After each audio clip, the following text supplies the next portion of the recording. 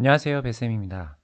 오늘은 90일의 토픽이 듣기 33번부터 36번까지 문제 같이 한번 보겠습니다.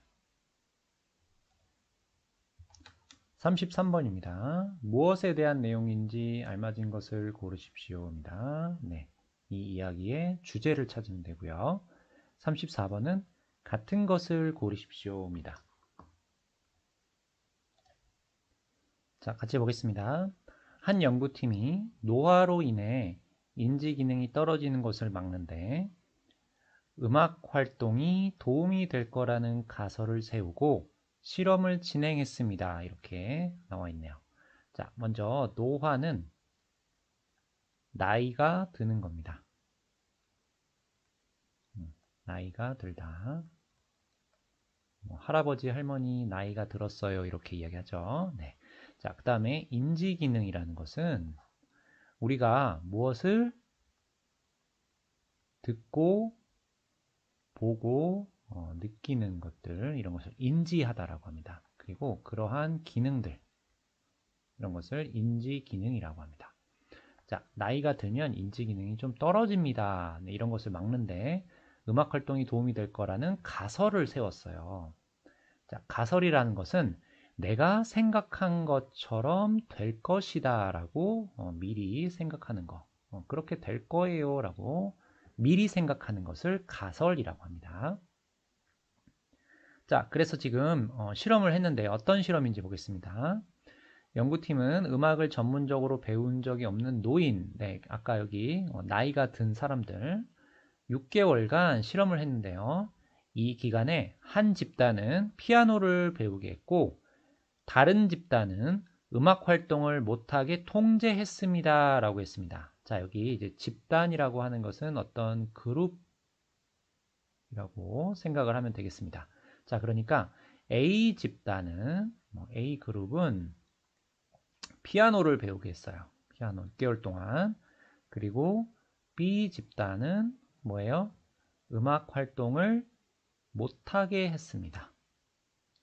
그 결과 음악 활동을 통제한 집단은 인지 기능의 저하가 진행된 데 비해 자, 저하라는 것은 떨어지다예요.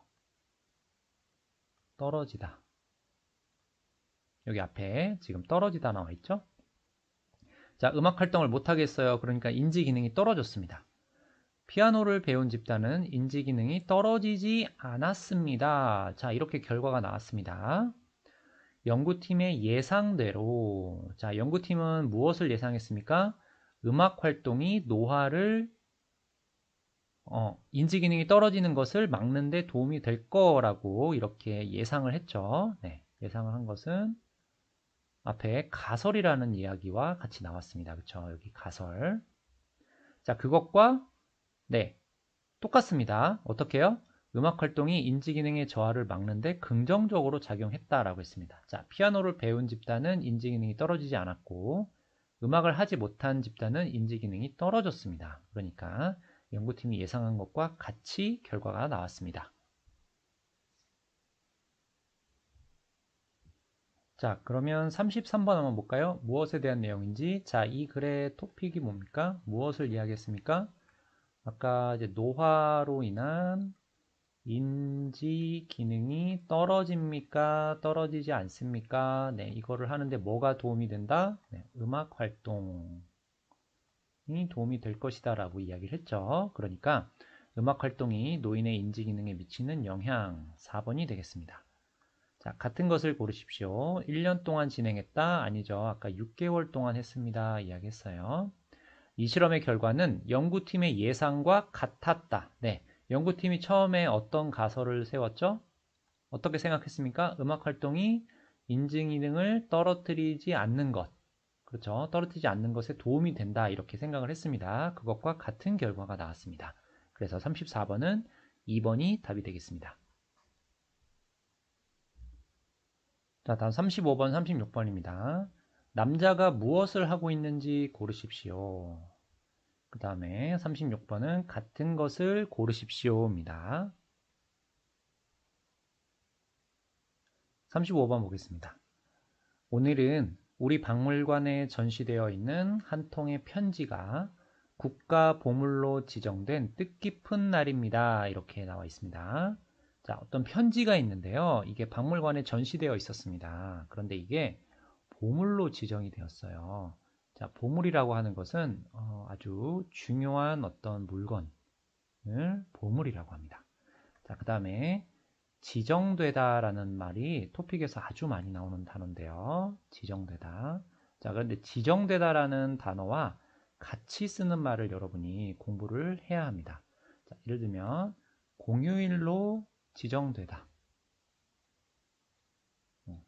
보물로 지정되다. 이런 말을 가장 많이 들을 수가 있습니다. 토픽에서는. 자, 이 편지는 조선 초기 한 군인이 아내에게 보낸 것인데요. 가족을 잘 보살펴 달라는 당부와 입을 옷을 몇 벌 보내달라고 부탁하는 내용이 한글로 쓰여 있습니다. 자, 이 편지의 내용이 뭡니까? 아내에게 가족을 잘 보살펴 주세요 하고 이렇게 당부하는 겁니다. 당부하다는 부탁하다와 비슷한 말입니다. 네, 당부하다, 뭐 부탁하다 이렇게 쓸 수가 있어요. 자, 평범한 사람이 보통 사람이 쓴 일상적인 내용의 편지지만 학술적, 역사적 가치는 매우 큽니다. 자, 왜요? 볼게요. 조선 초기에 사용된 호칭, 호칭이라는 것은 뭐 어머니, 아버지, 선생님 이렇게 직업이 있는 사람을 부를 때 사용하는 말입니다. 그리고 높임말 같은 언어 생활을 비롯해 자, 언어 생활에 대해서 알 수가 있습니다. 당시 사람들의 생활상, 네, 당시 사람들이 어떻게 살았습니까? 라는 것을 알 수가 있습니다. 무엇을 통해서? 이 편지를 통해서. 자, 그리고 복식 문화라는 말이 있는데요. 여기 지금 복식 문화. 복식 문화라는 것은 어떤 옷이나 그때 사람들이 어떤 옷을 입었고 그때 사람들이 뭐 어떤 것을 신었고 이런 것을 복식 문화라고 합니다. 앞으로 이 편지가 다양한 연구에 활용되길 기대합니다. 자, 그러니까 어떤 그림이나 사진이 아니고 편지에 쓴 것을 보고 그때 사람들이 어떻게 살았고 그때 사람들이 어떤 언어를 썼고 그때 복식 문화가 어땠는지 이것을 알 수 있기 때문에 이것을 국가 보물로 지정됐다 이렇게 설명을 했습니다. 자, 35번 남자가 무엇을 하고 있는지 고르십시오. 자, 지금 남자가 무엇을 했습니까? 이 편지가 가지는 가치와 의의를 알리고 있다. 이렇게 찾을 수가 있겠는데요. 가치라는 것은 어떤 value, 어떤 worth 이렇게 쓸 수가 있고요. 의의라는 것은 이 편지를 통해서 우리가 어떤 것을 알 수가 있습니까? 하는 이렇게 meaning을 의미합니다. 그래서 이 남자는 이 편지가 가지는 어떤 가치와 의의를 알리고 있습니다. 네, 보물로 지정이 되었죠. 자, 같은 것을 고르십시오. 자, 전시될 것이다가 아니고요. 전시되어 있습니다.